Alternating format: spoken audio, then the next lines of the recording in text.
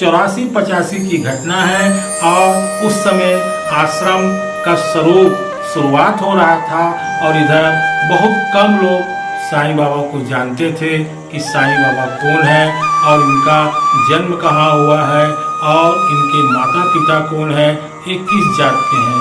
तब बाबा वहाँ पहुँचे, बोले बेटा कुछ मैं भिक्षा लेने आया हूँ, मुझे कुछ भिक्षा दो, वह मालिक तुम्हारा कल्याण करेगा। उस हेडमास्टर ने उस फकीर बाबा को 1 रुपए तक नहीं दिया और जितने स्टाफ के लोग थे उस फकीर को जब साईं बाबा का नाम सुने उस स्टाफ के लोग को 1 रुपए 2 रुपए को 3 रुपए करके उस बाबा की उस डब्बा में जो भिक्षा लेकर चलते थे उसमें डाल दिए।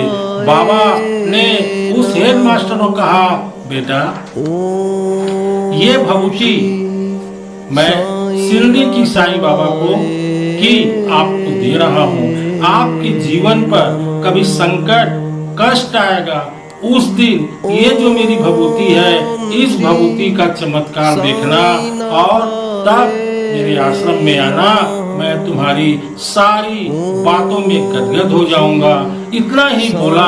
अब बोलने के बाद वह फकीर कुछ आगे चल के अंतर ध्यान हो गया। श्रीमान जी की पत्नी 8-9 महीने की गर्भ में बच्ची थी। वह श्रीमान हेडमास्टर इतना कंजूस था कि 1 पैसा खर्च करना अच्छा नहीं समझता था। दान पुण्य तो बात की बात है। उसने नवंबर में अपनी पत्नी को बोला कि मैं स्कूल जा रहा हूँ और ये जो 3 कमरा है तीनों कमरे को चूना से लिपाई पुताई करते रहना। पत्नी के पेट में बच्चा था और पहले कमरे की पत्नी लिपाई पुताई करी। जब दूसरे कमरे में निशानी लगा के चढ़ी और पुताई करते करते जब निशानी टूटी तो वह पत्नी नीचे गिरी और गंभीर रूप में बेहोश हो गया।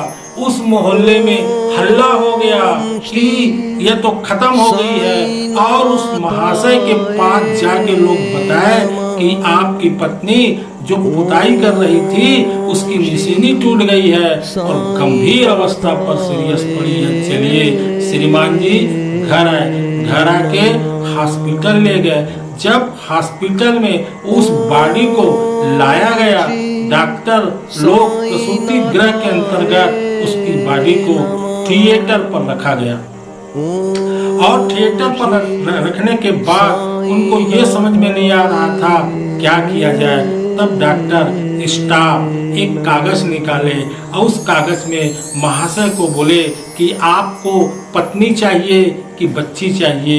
उस महाशय ने कहा श्रीमान जी मुझे पत्नी चाहिए, बच्चा नहीं चाहिए। इतना कह के स्टाफ उस थिएटर में जो बॉडी का ऑपरेशन करने वाले थे बाजू कमरे में डॉक्टर और नर्स प्लान प्रोग्राम बना रहे हैं कि कैसे किस प्रकार इसका ऑपरेशन किया जाए।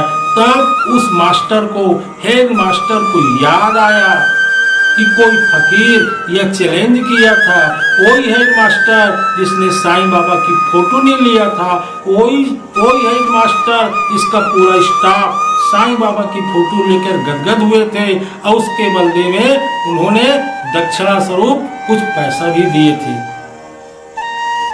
तो साईं बाबा किस रूप में अब कैसे पहुंच रहे हैं अब देखिए। अब मास्टर साहब अपने पर्स से वह भभूति निकाले।